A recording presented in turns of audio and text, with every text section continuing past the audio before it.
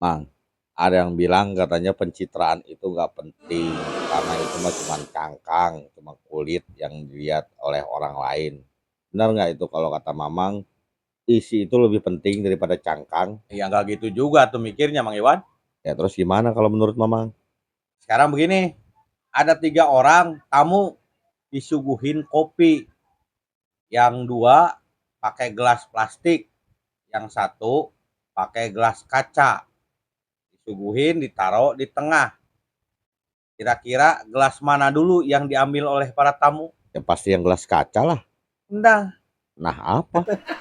artinya kemasan itu penting. Walaupun isinya sama, kopi-kopi juga. Nah, yang duluan diambil yang gelas kaca, yang gelas beling. Iya bener ya. Itu. Sekarang kalau cangkang nggak penting, ngapain orang masang profil, milih foto yang paling cakep, yang paling ganteng, yang paling cantik. Ayo. Ya untuk pencitraan. Nah, Oke lah. Yuk lanjut langsung mulai aja. oke. Assalamualaikum, sampurasun, wilujeng welcome di YouTube channel Mang Uday TV.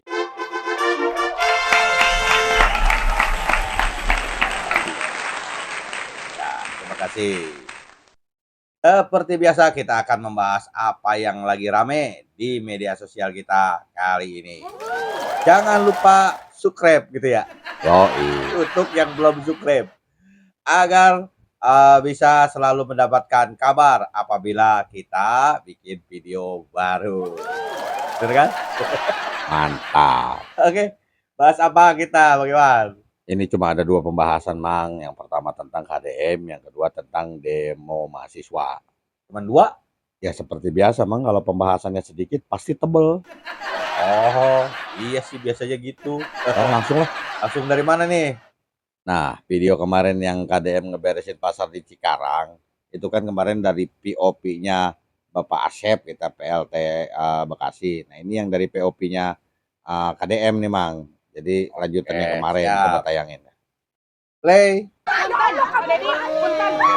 Saha saha saha. Ya Allah.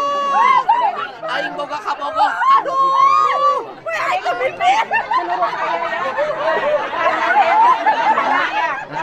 Kan saya pedagang lama di sini, dagang tuh udah 14 tahun Pak Dedi. Jadi menurut saya kalau ini pasar udah rapi, saya yakin pedagangnya di depan mau masuk ke dalam dulu yang penting rapi dulu gitu. Iya.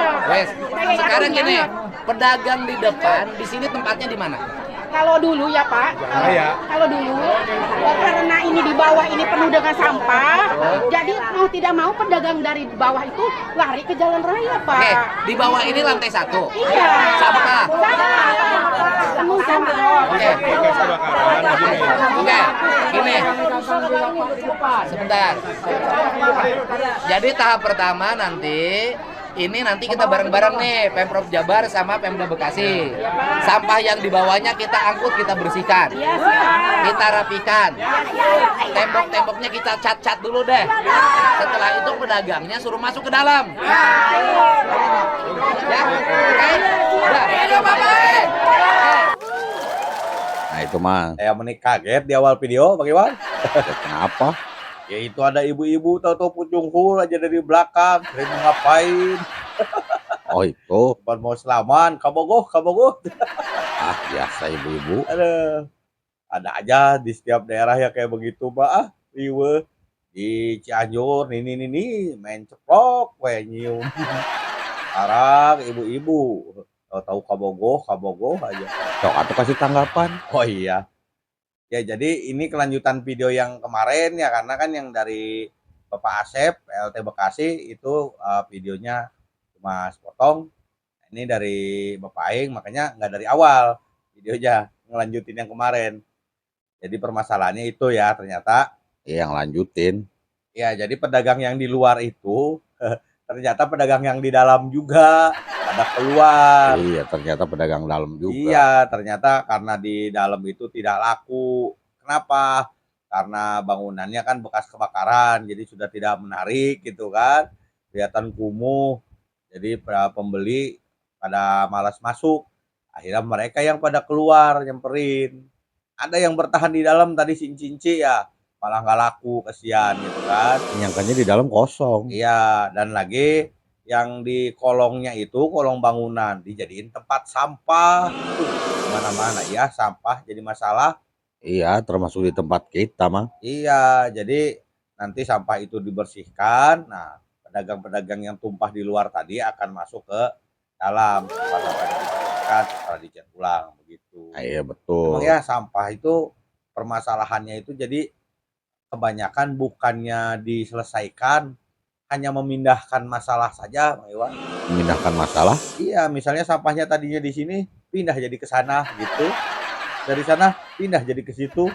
Hanya memindahkan masalah sampah teh. Iya benar. Nggak bisa dimusnahkan, heran. Tapi kan nanti ada program membuat sampah jadi briket, Mang, untuk pembangkit listrik. Oh iya benar, kayak di luar negeri yang katanya negaranya kekurangan sampah untuk bahan bakar listrik. Nih kita mau kelebihan, dia kekurangan. Sini atuh main, Iya benar ke sini. ajak sampah, mau sampah asli apa sampah masyarakat, banyak. Allah, sampah masyarakat ditawarin. Oke, berikutnya Berikutnya masih soal PCMB nih, Mang. masih PCMB aja, heran nggak ada pembahasan lain apa? Justru ini endingnya ini, Mang, terakhir. Oh ini endingnya. Oh, coba mainkan. Oke, play. Saya sampaikan ya bahwa data siswa yang terpetakan dari entry data PCMB itu ada 444.000 siswa yang sudah terpetakan. Dari peta tersebut kami sudah bisa membaca ada potensi 70.000 siswa yang belum bisa terakomodir di sekolah negeri. Untuk itu pemerintah Provinsi Jawa Barat menjalin kerjasama dengan sekolah-sekolah swasta, dan sekolah swasta yang menjalin kerjasama dengan pemerintah Provinsi Jawa Barat, siswa yang bersekolah di situ terhitung tahun ajaran 2026-2027 biayanya ditanggung oleh pemerintah Provinsi Jawa Barat. Orang tua tidak perlu mengeluarkan uang lagi. Untuk itu saya mengucapkan terima kasih pada seluruh orang tua yang bekerja keras ingin menyekolahkan anaknya, dan pemerintah provinsi hadir untuk meringankan beban orang tua, dan kami berkomitmen bahwa pendidikan merupakan kewajiban negara. Sekolah negeri dan sekolah swasta dua-duanya sama mendapat jaminan pembiayaan dari pemerintah yang menjalin kerjasama dengan pemerintah provinsi. Hatur nuhun. Nah, itu endingnya. Paham saya, Mang Iwan. Paham apa maksudnya, Mang? Jadi maksudnya PCMB itu ya sebelum SPMB, salah satunya untuk ini pemetaan. Ya emang itu. Ya selain untuk memisahkan siswa unggulan dan juga untuk memetakan berapa siswa yang tidak masuk ke negeri. Ya terus? Iya, untuk apa? Agar pemerintah provinsi bisa jelas berapa yang harus dianggarkan untuk menalangi menalangi istilahnya teh. Ketalang atuh. Udah kayak tukang air menalangi. Apa tuh istilahnya? Ya pokoknya itu untuk menanggung ya biaya siswa yang tidak masuk ke negeri. Nah, bener, Mang. Iya, makanya dilakukan sebelum SPMB. Kalau sudah SPMB baru diadakan pementahan kan riweuh repot karena kegiatan belajar mengajar sudah berjalan. Jadi kan untuk menyiapkan anggaran buat beasiswanya itu terlalu mepet. Itu kan? Nah, iya benar. Iya. Nah, terus yang masih ngegoreng masalah PCMB stop. Karena 70.000 siswa yang tidak masuk negeri sudah ditanggung sama provinsi. Mau ngomong apa lagi? Jadi mau yang negeri ataupun swasta sama-sama tidak bayar iuran. Oke. Mantap. Gitu kan Bang Iwan? Iya begitu. Iya udah stop menggoreng. Tutung lama-lama mah angus. Nah, iya benar itu, Mang. Kita lanjut. Oke, gas apa berikutnya lagi? Nah, ini ada wartawan media berita yang niatnya mau ngejatuhin Bapak Aing, malah dapat apresiasi. Oh gitu? Mainkan videonya biar jelas. Oke, siap. Play. Viral, sebuah rumah di Cirebon kumuh tidak tersentuh program Kang Deddy Mulyadi. Hanya berdinding anyaman bambu. Rumah ini digoreng media untuk menjatuhkan program rumah subsidi yang KDM buat. Namun dengan cepat, KDM langsung merespon kejadian ini. Dia bahkan mengirim anak buahnya untuk melihat langsung rumah tersebut. Inilah pentingnya respon pemimpin. KDM langsung akan membangun rumah tersebut dan berterima kasih kepada wartawan yang sudah membuat viral. Saya minta T-Strap saya untuk mengecek rumah tersebut dan saya mencoba untuk menghubungi yang bersangkutan. Bapak namanya siapa? Pak Suhadi, Pak. Selama ini mendiami tanah siapa itu? Tanah sendiri, Pak. Oh, tanah sendiri. Itu rumahnya kenapa? Bocor semua, Pak. Oh, bocor. Bapak kan kuli bangunan. Kenapa bocornya nggak diperbaiki? Inginnya sih diperbaiki, cuman uangnya nggak ada, Pak. Sebelumnya pernah dapat program nggak? Nggak pernah. Kepala desanya nggak pernah ada data pendataan rumah rakyat miskin. Nah, enggak sih, soalnya kan nggak tahu. Ya udah, saya bantu 40 juta sama Bapak. Bapak harus berusaha agar uang itu bisa menyelesaikan bangunan rumah Bapak. Kemarin yang lihat rumah Bapak siapa? Kemarin ya pihak kelurahan sih kesini. Dari kelurahannya bagaimana rencananya? Ya rencananya sih ya bener mau dibangun sih katanya. Ya bagus lah, nanti kalau kelurahan ada bantu kan jadi gede rumah Bapak, jadi bagus. Kan Bapak rumahnya ada yang mengekspos, ada yang memposting rumahnya sangat tidak layak. Siapa itu pertama yang mengekspos datang ke Bapak? Nggak tahu sih wartawan dari mana, nggak tahu Pak sayanya. Oh, ada wartawan yang ngucapin terima kasih, ada wartawan yang posting rumah Bapak. Iya. Karena dengan diposting oleh wartawan kan sayanya jadi lihat, itu pentingnya media sosial. Ya. Iya. Nah, gitu mah. Oh, itu. Mana tuh? Iya, mungkin maksudnya mah tadinya mau memojokkan, mau menyudutkan gitu ya. Ya kalau dari narasi video tadi sih ya begitu maksudnya. Ya, Bapak Aing berbeda tuh. Beda gimana, Mang? Kan kalau yang lain mah kalau misalnya lagi disudutkan atau lagi di perlihatkan fakta, nih masih ada yang begini, nih masih ada yang begitu. Kalau yang lain mah defensif, beralasan, ya kan? Wah, kami harus begini dulu, kami harus begitu dulu, harus ada ini, kan gitu. Kalau Bapak Aing mah begitu ditunjukkan fakta, mana, di mana? Sini, kerjain sama gua. Oh iya. Kalian gua Aing, di mana? Paling gitu ya. Iya malah dikerjain langsung. Iya, tapi ya itulah, malah disuruh berterima kasih yang punya rumahnya juga karena lantaran wartawan itu akhirnya kan rumahnya jadi terekspos dan bisa diperbaiki sama baik, gitu ya. Iya benar. Ya, hatur nuhun Bapak wartawan. Dapat hadiah harusnya. Cuman kasihan wartawannya nggak ketahuan siapa, kudunya mah diberi medali gitu. Karena emang awalnya bukan mau minta tolong, Aduh. cuma mau ngejatohin tadinya, mau menyudutkan, makanya dia nggak nongol. Oh iya. Mungkin karena awalnya bukan mau melaporkan, mau menjulidi, jadi identitasnya disembunyikan. Iya gitu. Malah jadi nggak dapat hadiah tuh. Jangan dapat ucapan terima Aduh. kasih. Oke, lanjut ah. Emang inget nggak kita pernah ngereaction Bapak Pramono yang ngobrol sama robot yang waktu di Jepang? Ya, terus kenapa? Kali ini Bapak Aing yang ngobrol. Aduh, Bapak Aing kumaha sih? Siapa jadi malu ini jadinya ngereaksi nggak menguat. Kenapa malu? Ya kenapa Bapak Aing jadi ikut-ikutan Bapak Pramono ngobrol sama robot? Ya udah diputer aja videonya biar tahu gimana ngobrolnya. Oke lah. Play. Udah berapa lama jadi driver? Ya, ada 5 tahun lah ada Pak. Rata-rata dapat berapa? Ya dapat 150 dapat. Ini Bapak masih lumayan jauh atau sudah dekat ke tujuannya? 40 menit lagi. Ini saya nanya ke Neng AI, gimana caranya orang yang punya penghasilan cuma 95.000 ke depan dapat rumah, bisa punya rumah? Coba kasih rumus caranya gimana Neng AI.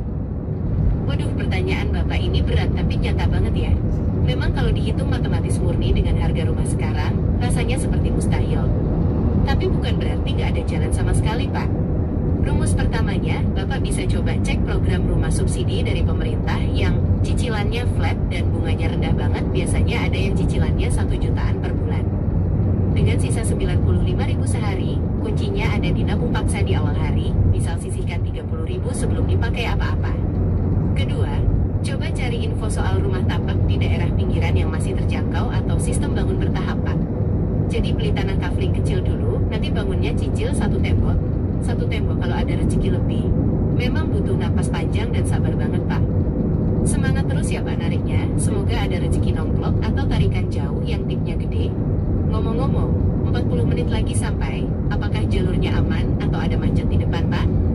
Ya, jalurnya aman. Yang nggak aman itu kalau nyisihin 30.000 sehari, berarti si ibunya di rumah harus bisa belanja sehari 60.000. Tapi kalau di kampung sih kayaknya bisa deh belanja 60.000 sehari. Kalau makannya bertiga, satu beras 1 liter. Ya kan 2 liter deh. 2 liter 22.000 atau 24.000. Nah, sisanya yang Wah, hitungan Bapak 26, detail juga ya. yang Kalau beras 26. 2 liter habis 22.000, berarti sisa 38.000 buat lauk sama bumbu ya, Pak? Ya Memang iya. harus pinter-pinter si ibu di rumah buat putar otak. Mungkin perbanyak sayur kebun atau lauk yang sederhana dulu. Tapi kalau di kampung, biasanya harga sayuran masih lebih miring dibanding di kota ya, Pak? Oh iya, Pak, ngomong-ngomong soal jalan, di depan masih lancar jaya kan? Kenapa di stop? Itu kan masih panjang ceritanya. Segitu juga cukup. Panjangan. Ya oke lah. Terus gimana menurut Mamang? Ya ternyata Bapak Aing mah bukan ngobrol sama robot, Bang Iwan. Terus sama siapa? Ngobrol sama Teh Ai. Lah, Teh Ai. Itu Bapak Aing juga ngomong tadi. Teh Ai. Nah, apa bedanya sama Pak Pram? Ya cuman beda casingnya doang. Kalau yang di Jepang itu Pak Pram casingnya kan robot. Kalau yang ini mah casingnya HP. Nah, kayak tadi lah yang di awal pembukaan kita. Ini mah masalah packaging, masalah kemasan. Ya, tapi sebenarnya sama-sama AI kan? Iya, sama-sama AI. Kalau dari obrolan bedanya apa? Bedanya lagi kalau Bapak Pramono pertanyaannya itu general, luas tentang bagaimana mengatasi kota besar gitu. Sehingga jawaban dari si Teh Ai-nya juga yang di Jepang. Di Jepang teteh. Ya nggak tahu, Bang. Pokoknya itulah. Jadi jawabannya itu normatif gitu. Maksudnya? Ya maksud normatif itu jadi terlalu generalisir, terlalu umum. Oh gitu. Ya. Nah kalau Bapak Aing mah justru detail pertanyaannya teh. Iya, ini detail pisan. Bikin Teh Ainya pusing. Ini apa sih bapak-bapak nanya segala bikin rumah dengan modal 98.000 sehari. Nah itu detail pisan. Iya, mandi detail. Sampai pusing AI-nya ge. Sampai belanja istrinya dibahas juga ya katanya harus menyisakan 60.000 untuk belanja karena yang 30.000-nya ditabung. Sampai sedetail itu Bapak Aing nanya ke Teh Ai. Ya, itu berarti AI juga bisa kali ya kalau Ampun. ditanya soal solusi urusan-urusan rumah tangga gitu ya, Bang ya. Ya tapi emang kadang-kadang emang butuh juga kita bertanya solusi kepada Teh Ai ya Bang Iwan. Boleh lah. Apalagi kalau kita tersesat di jalan gitu. Oh iya. Cuman kadang-kadang Teh Ai juga kalau ngasih petunjuk di jalan suka riweuh gitu. Riweuh Nggak jelas Bang Iwan. Saya pernah pakai Teh Ai waktu di jalan. pakai Teh Ai. Maksudnya pakai jasa Teh Ai gitu. Nunjuk jalan, Google Map. Oh, Google Map. Iya, kan dia mah 100 meter di depan belok kanan, kan gitu kan. 200 meter di depan belok kiri. Ya yang gak jelas di mananya, Mang. Ya iya, tapi kan saya bawa motor nggak bawa meteran, Mang Iwan gimana ngukur? Alah, masa bawa meteran. Terus Mama maunya gimana? Ya harusnya Bah. Di depan ada pom bensin belok kanan. Nah, kan kelihatan pom bensin. Oh gitu. Setelah warung warna hijau di depannya yang ada tiang lampu yang ngeyeng. Berhenti. Nah, di situ ada orang yang cingogo, tanyakan saja. Kelihatan. Nggak harus ngukur saya. Masa masih harus nanya orang juga. Aduh, ya udah lanjut. Oke, kita lanjut ke masalah demo mahasiswa ini, Mang. Duh, mahasiswa lagi aja, ngapain lagi sih? Ya kan masih pada demo, Mang. Kemarin kayaknya rasanya udah jelas penjelasan saya, udah 2 kali nih ngejelasin masalah demo. Udah puter aja dulu. Oke. Play.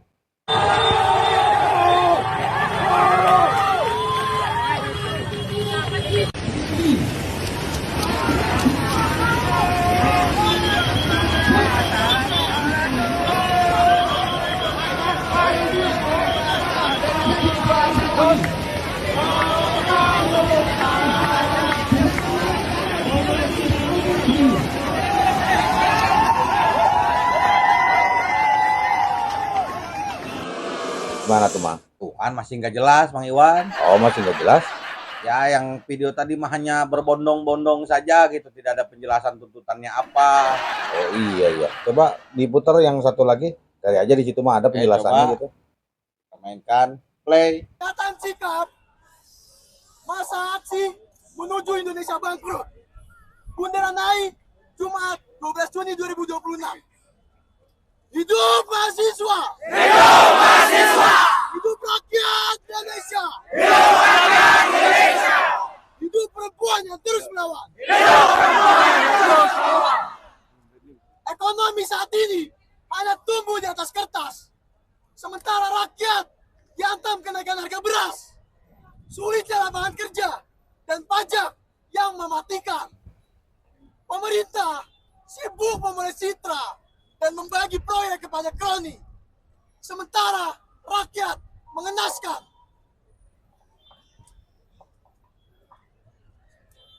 Ini sebuah krisis, adanya krisis politik. Prabowo Gibran telah membuktikan wajah kepemimpinan yang arogan. Nah, ini mah kan ada yang ngomong tuh, ada penjelasan kali. Ya, kalau yang ini ada sih tuntutannya walaupun tersamarkan gitu ya. Ada tuntutan pengen harga beras turun. Oh, kenaikan harga beras. Ya, tapi lebih banyak tendensiusnya. Tendensius. Mana maksudnya? Jadi narasinya itu bukan mengajukan tuntutan, tapi menyudutkan pemerintah.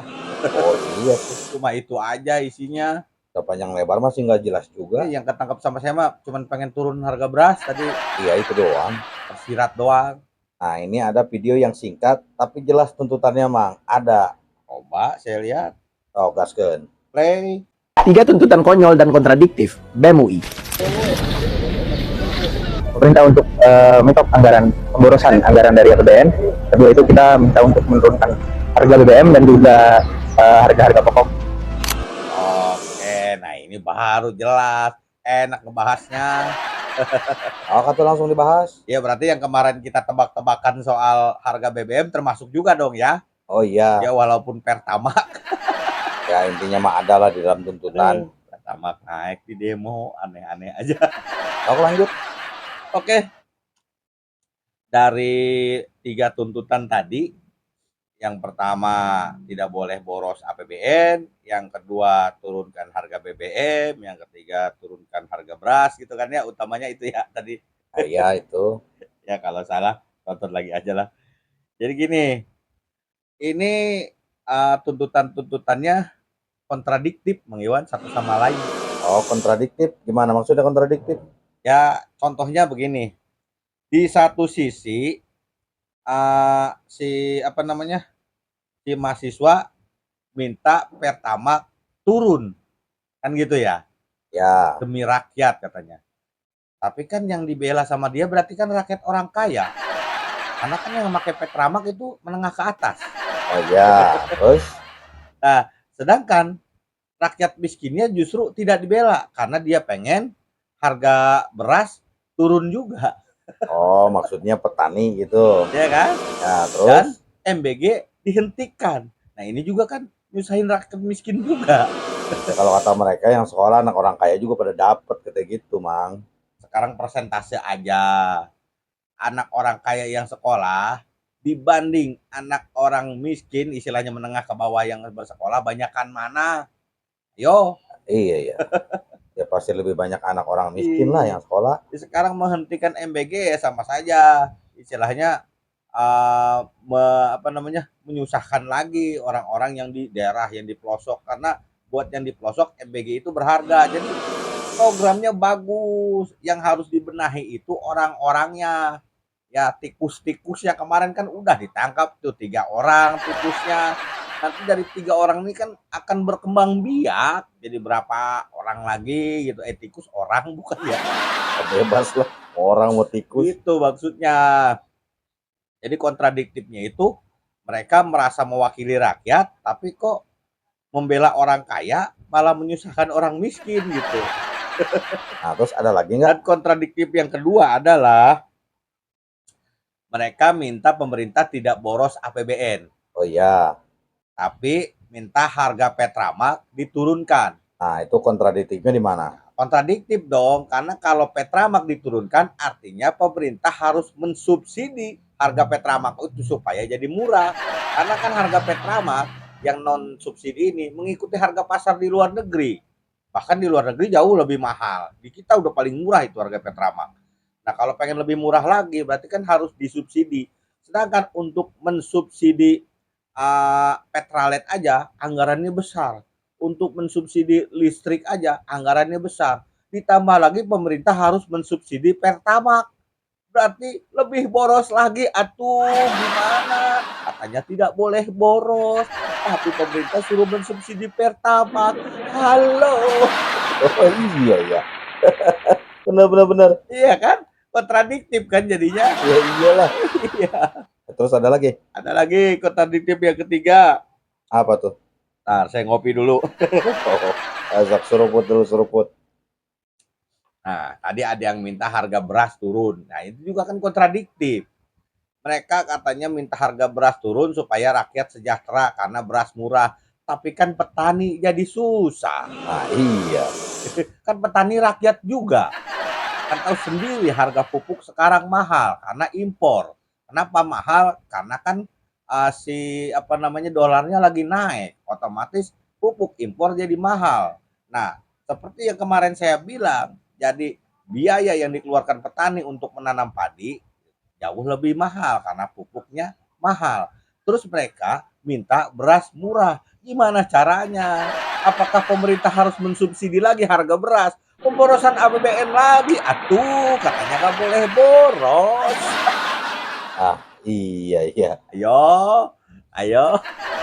Harusnya dikaji dulu sebelum menuntut. Ampun. Ya kan setiap tuntutan pasti ada dampaknya. Ya, jadi kalau demo, kalau mau nuntut itu ya harus yang logis atuh. Iya, harusnya dipikirin matang-matang dulu. Jangan yang kontradiktif kayak gitu. Iya, harus dipikirin dampaknya juga. Sekarang saya punya video untuk membuktikan. Tadi kan tuntutannya kontradiktif. Nah, ini ada mantan ex BEM UGM yang cocotnya ya, maaf. Karena emang tidak etis dan tidak beradab. Coba putar. Coba. Play. Lihat ada kucing yang skabies, gemuk sekali badannya, tapi kepalanya itu dihinggapi jamur skabies yang membuat dia jadi nggak bisa melihat. Saya kasih nama kucing itu Prabodo Subiantolol. Astagfirullahaladzim. Ya Allah, Tio Arianto, saya ini Adi Aksa Daud, Menteri Negara Pemuda Olahraga 2004 sampai 2009. 5 tahun saya menteri. Sebelumnya saya KNPI, sebelumnya saya HMI, sebelumnya saya seperti kamu sama, saya ketua Senat Mahasiswa, kamu ketua BEM kan. Tapi saya belum pernah kasih statement, walaupun 10 tahun saya tidak suka dengan kebijakan-kebijakan Pak Jokowi, saya tidak pernah berkata kasar seperti kamu, dan saya belum pernah dengar orang berkata kasar seperti kamu terhadap kepala negara. Kamu mengatakan Prabowo itu luar biasa, kamu na'udzubillah min zalik. Kenapa kamu ngomong begitu? Gak boleh begitu ya. Kalau kamu orang Islam, Nabi Musa alaihissalam disuruh oleh Allah Subhanahu wa taala suruh datang kepada Fir'aun dengan kata-kata qaulan layyinan, dengan kata-kata yang baik, kata-kata yang bagus. Tidak dengan kata seperti ini, apalagi di media sosial. Dan saya belum pernah kasih statement menanggapi siapapun pernyataan di Republik ini sejak saya berhenti dari menteri. Hari ini baru saya ngomong. Karena saya kesal melihat kamu, dan walaupun sebelah kamu itu tertawa-tawa, saya gak suka dengan sikap kamu seperti itu. Kasihan, kamu pada mulanya saya simpati. Kritik pemerintah oke. Kita mengkitakan, jangan mengkaukan. Oke. Tapi kata ini udah kelewatan, bukan kritik lagi, bukan menghina kepala negara. Astagfirullah. Istighfar kamu. Coba kalau bapakmu digituin sama orang. Saya dapat kucing, namanya sama dengan nama bapakmu, saya bilang namanya tolol, bodoh. Sakit hati nggak kamu? Sakit hati nggak bapakmu? Jangan. Pak Prabowo itu orang tua, senior. Seumur dengan bapak saya almarhum barangkali. Ya. Karena kepala negara, saya pun sejak beliau jadi presiden tidak pernah ketemu beliau. Sampai hari ini nggak pernah. Jangan kau pikir macam-macam. Saya ikhlas demi Allah. Saya katakan ini tidak ada sponsor dari mana-mana. Saya dari suara hati saya sendiri. Karena pagi-pagi habis sholat subuh saya lihat seperti ini. Ya Allah, astagfirullah, itu harus diberitahu. Saya dosen, ya. Saya nggak pernah lihat mahasiswa protes seperti kamu. Seperti ini, kata-kata kasar sekali. Jangan jumawa kamu, Tio. Kasihan kamu masih muda. Ya, istighfar. Istighfar ya. Jangan ulangi lagi kata seperti itu. Aduh, parah itu ya anak muda. Oh, Bang Iwan. Mulut enteng banget, lucu kali kata dia mah, sampai Pak Diaksa Daud ngamuk-ngamuk. Sekarang bagaimana demonya mau berkualitas? Ya, kalau mahasiswanya seperti itu, bahkan mantan BEM-nya aja seperti itu. Iya benar, nggak ada kualitasnya. Jadi kita sekolah itu biar apa sih? Supaya apa sih? Ya tujuannya biar pinter. Ya kalau mau disebut supaya pinter, itu tadi tuntutannya aja kontradiktif. Konyol tuntutannya. Kalau dibilang supaya kita beradab, ya buktinya mantan ketua BEM kayak begitu mulutnya. Terus kita sekolah dan kuliah biar apa? Iya ya, biar apa jadinya? Ya cuma biar dapat ijazah. Oh iya bener. Ya cuman ngebedainnya kan ijazah doang. Yang SMA ijazahnya SMA, yang kuliah ijazahnya sarjana. Ya kan? Bedanya itu doang. Iya. Isi kepala ya tergantung masing-masing. Karena kecerdasan itu anugerah, bukan dari sekolah. Ah, masa segitu? Karena orang cerdas itu bukan orang yang bisa menampung banyak informasi di kepalanya. Ya, terus? Ya, tapi orang yang bisa mengolah informasi yang masuk ke kepalanya. Itu. Anjay, cerdas Mamang. Jangan-jangan Mamang pernah kuliah ini ya? Hah? Off the record itu bahasa saya harus ngomong. Enggak. Ngomong juga. Oh, kirain pernah kuliah. Nah, ini udah berapa menit ini? Saya ada video terakhir tapi panjang Mang Iwan. Tapi ini kunci. Ini kunci yang menjawab demo-demo yang kemarin beruntut diadakan oleh mahasiswa itu. Bisa nggak ditayangin ini? Oh, diputar aja. Gak apa-apa, panjang. Gak apa-apa. Oke, saya tayangkan. Play. Kemarin pada minta bahas aki-aki ini, yuk kita bahas. Aki-aki tua ini namanya George Soros. Seorang Yahudi kelahiran Hungaria tahun 1930 dan dia pindah ke Inggris tahun 1947. Dia alumni dari Universitas London School of Economics. Dia adalah trader mata uang. Pernah kejadian di Inggris yaitu namanya Black Wednesday. Itu dia pernah trading nge-short mata uang Inggris pound sterling dan untung $2 miliar dalam sehari. Satu hari $2 miliar, gengs. Dan di balik itu, dia punya lembaga namanya OSF atau Open Society Foundation. Beroperasi lebih di 100 negara. Kedengarannya kayak lembaga amal ya. Plot twistnya nih, banyak negara yang menganggap OSF ini adalah ancaman. Di Hungaria, Viktor Orban langsung ngusir Central European University milik Soros dari Budapest dan pindah ke Wina, Austria. Di Bulgaria, Parlemen 2025 baru aja bikin komisi khusus buat selidiki pengaruh OSF ke pemerintahan. Mereka nyebutnya perang proksi. Perang yang nggak pakai tank, nggak pakai jet tempur, pakai dana, media, dan ormas atau jaringan NGO. Nah, masuk ke Indonesia, OSF itu nggak datang bawa bendera, nggak bawa pasukan. Mereka datang bawa duit. Salah satu penerima besarnya Kurawal Foundation. Lihat ya, ini ada di websitenya OSF sendiri. Cek dari database resmi OSF, Kurawal dapat dana terus-menerus, totalnya lebih dari $6 juta dalam 4 tahun. $6 juta dalam 4 tahun. Cuan bosku, cuan. Dan dana ini masuk dengan kategori general support. Artinya, dana umum tanpa transparansi yang jelas buat apa. Dan Kurawal bebas buat pakai kemana aja. Terus, dalam proposal ke OSF untuk 2025 sampai 2028, Kurawal ini minta tambahan duit lagi $1,67 juta. Dan $300.000 diantaranya dianggarkan khusus buat aktivitas di Papua. Ada duit asing ngalir deres tujuan spesifik ke Papua. Ngapain tuh? Tapi ini baru proposal ya guys ya. Tuh lihat propose title. Jadi di granted atau enggak kita belum tahu. Nah dari Kurawal ini muncul dokumen yang wajib kita highlight. Tanggal 15 Agustus 2025, Kurawal Foundation ngasih grant letter ke Koperasi Multipihak Ekspedisi Indonesia Baru atau KEIB yang tanda tangan Darmawan Triwibowo dari Kurawal sebagai pemberi dana dan Susi Haryanti dari KEIB sebagai penerima. Nominalnya nggak tanggung-tanggung. Tuh lihat, 1,28 miliar rupiah proyeknya itu jalan dari Agustus 2025 sampai Agustus 2026. Dana udah cair. Pembayaran pertama 90% itu 1,152 miliar masuk di Agustus 2025. Sisanya 10% setelah laporan akhir September 2025. Jadi ini bukan proposal ngambang atau wishlist, tapi udah acet, udah cair bosku, cair. Judul proyeknya ini Expedition to Discover New Voices. Kelihatan kayak ekspedisi budaya atau jelajah Nusantara ya. Jangan ketipu dulu sama namanya. Isinya beda jauh. Dalam proposal yang disetujui Kurawal ini ada 5 output utama. 1. Serial dokumenter 30 episode buat YouTube channel Indonesia Baru. 2. Buku Restart Indonesia yang diedarkan di tahun 2025. 3. Roadshow atau tour buat nyebarin ide dan memperkuat gerakan Indonesia Baru 2025 dan 2026. 4. Ekspedisi khusus buat pelajar dan mahasiswa. 5. Kampanye digital dan medsos lewat TikTok, Reels, YouTube Short. Targetnya siapa? Ya jelas banget, Gen Z sama Gen Alpha. Mereka yang sekarang masih remaja dan jumlahnya banyak dan bakal jadi first voter atau pemilih pertama nanti di pemilu 2029. Artinya, mereka sengaja nyasar anak muda yang otaknya masih fresh, masih belum mateng, dan baru pertama kali nyoblos. Nah, ini bagian yang agak ngegas nih, gengs. Dalam dokumen ini, mereka nyebut revisi UU nomor 34 tahun 2004 tentang TNI sebagai contoh kebijakan nasional yang bisa jalan tanpa partisipasi publik yang bermakna. Mereka nulis bahwa visi masa depan Indonesia dikuasai elit politik kecil, jadi publik butuh counter naratif atau antitesanya. Mereka nyebut-nyebut soal sing militarisme atau kebangkitan militer, korupsi, konservatisme politik,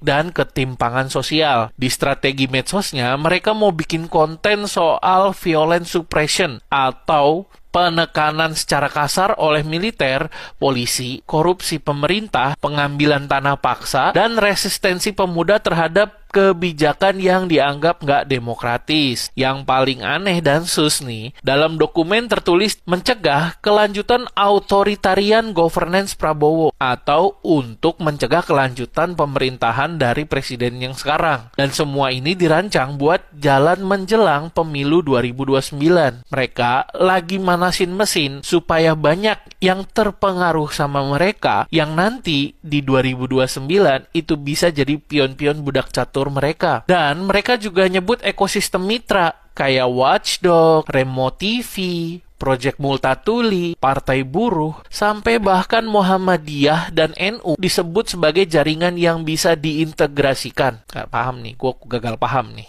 Gimana cara mereka nyebarin narasi ini? Nggak lewat seminar kaku di hotel bintang 5, gengs. Tapi mereka pakai bioskop warga, screening di warung, di kafe, datang ke pesantren, dan pertemuan lokal lainnya. Mereka sadar, konten edukasi lebih nendang kalau disampaikan lewat format yang familiar, yaitu film dan diskusi komunitas. Mereka juga mau deepen engagement sama generasi alpha dan ngerekrut kreator muda yang bawa perspektif segar sesuai dengan perilaku digital mereka. Artinya, mereka sengaja nyasar anak muda yang belum mateng mental dan pola pikirnya tepat sebelum mereka pakai hak pilih pertama kalinya. Ini bukan edukasi netral, tapi ini cuci otak dengan packaging keren. Tapi semoga nggak gitu ya, cuman pengen edukasi masyarakat ya, semoga ya. Oke, kita rekap aliran dananya biar nggak lost track atau hilang kecolongan. Dari Open Society Foundation, dari Soros tuh, masuk ke Kurawal Foundation. Dari Kurawal Foundation, masuk ke KEIB. Dana asing masuk dengan label keadilan sosial dan filantropi atau dermawan. Tapi di lapangan dipakai buat produksi konten, buku, dan kampanye medsos yang isinya menyerang kebijakan pemerintah atau ngehina lembaga negara dan mengarahkan opini publik menjelang pemilu. Ini pertanyaan dari gue sih, Apa posisi ini Soros secara nggak langsung ngatur narasi publik Indonesia buat ngacak-ngacak stabilitas politik negara menjelang 2029 pakai perang proksi, atau ya nggak perang langsung pakai senjata dor-doran. Ketika dana asing dalam skala miliaran rupiah dipakai buat ngebentuk opini generasi muda, aruhin narasi keamanan nasional, dan mempengaruhi dinamika pemilu, ini udah bukan filantropi lagi. Menurut pendapat saya, ini intervensi sistematis terhadap demokrasi Indonesia. Menurut keyakinan saya, ini bukan soal nolak kebebasan berekspresi ya gengs ya, tolong, gue di sini coba netral. Negara lain udah sadar. Contoh tadi udah gue sebutin 2 di depan. Hungaria auto ngusir, Bulgaria investigasi. Mereka lihat OSF bukan sebagai bantuan, tapi sebagai alat pengaruh asing. Indonesia perlu lihat dokumen-dokumen ini sebagai ancaman nyata, bukan ancaman militer, tapi ancaman ke stabilitas politik, keamanan nasional, dan mecah belah arah demokrasi kita. Ketika ada entitas yang didanai asing secara sistematis dengan gelontoran dana yang luar biasa gede dan dengan tujuan ngatur opini pemilih pertama dan ngubah narasi kebijakan negara menjelang pemilu, negara wajib waspada. Ini tolong para wakil rakyat kita ya, terbukalah matanya lah. Ini bukan teori konspirasi, ini ada di atas kertas, dokumennya ada nyata, dan tinggal kita mau baca atau enggak. Nah, baik Bang Iwan. Setelah melihat video terakhir tadi, apakah sudah tercerahkan? Wow, ini sungguh video yang luar biasa ini, Mang. Jadi, indikasinya demo itu untuk siapa? Ya, kita bisa tebak sendirilah. Sudahlah. Ini udah sangat jelas, Bang.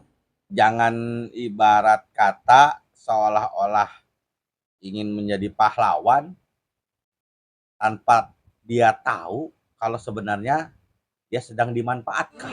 Nah, itu dia, Mang. Ini makanya manusia itu harus cerdas. Nah ini karena cerdas tidak didapat dari sekolah. Dari mana? Itu anugerah, kan saya bilang tadi. Oh iya, lupa. Oke lah, jadi kesimpulannya gimana ini, Mang? Ya sekarang simpulkan aja masing-masing ya. Saya tidak mau mengintervensi. Artinya data sudah istilahnya saya tayangkan. Silahkan simpulkan masing-masing. Ya, karena apa? Karena apa? Karena saya mau lanjut ngopi dulu. Ngopi dulu.